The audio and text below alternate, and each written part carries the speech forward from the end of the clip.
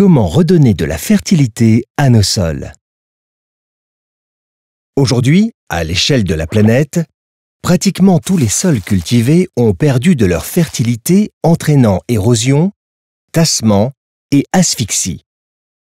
En effet, l'humus, élément du sol qui permet de retenir les nutriments et l'eau, est souvent dégradé. On doit alors rajouter davantage d'eau et d'éléments nutritifs pour permettre la croissance des plantes, ce qui occasionne des coûts importants et produit des effets néfastes sur l'environnement, notamment sur l'air et l'eau. Les technologies inventées par Marcel Mézy, que Sobac commercialise sous les marques Bactériolite et Bactériosol, permettent de produire cet humus et donc d'améliorer l'état et le fonctionnement du sol. Ces technologies sont constituées d'une sélection de végétaux compostés sur lesquels se développe un complexe de micro-organismes agissant à plusieurs niveaux. Les micro-organismes autotrophes fixent les éléments atmosphériques, principalement le carbone et l'azote, sous forme de matière organique qui servira d'élément nutritif pour la plante. Les micro-organismes décomposeurs transforment une partie de la matière organique et minérale du sol pour que ces éléments soient directement assimilables par les plantes. Les micro-organismes humificateurs transforment la part non utilisée de matière organique en humus. Celui-ci joue un triple rôle.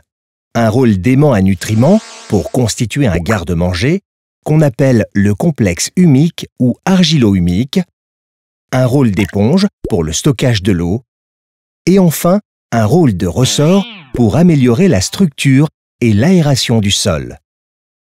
Le sol est davantage oxygéné, ce qui facilite notamment le drainage de l'eau.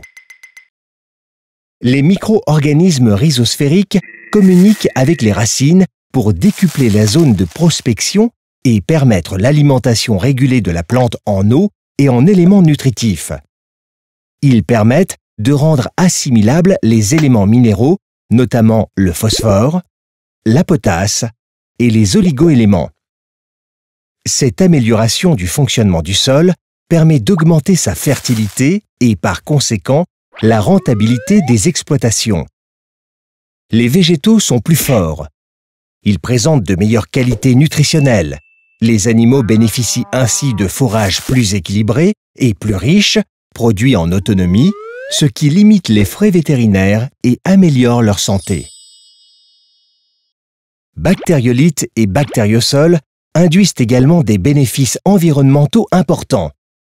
Les besoins en eau sont largement diminués, car les végétaux résistent mieux à la sécheresse. Le lessivage des polluants, comme les nitrates, est fortement réduit. L'amélioration du stockage dans les sols du carbone et de l'azote permet de diminuer l'impact sur le réchauffement climatique. Le recours aux pesticides est limité car les végétaux sont plus résistants aux maladies. Ces solutions allient fertilité, performance, rentabilité, environnement, qualité et santé, constituant ainsi un cercle vertueux.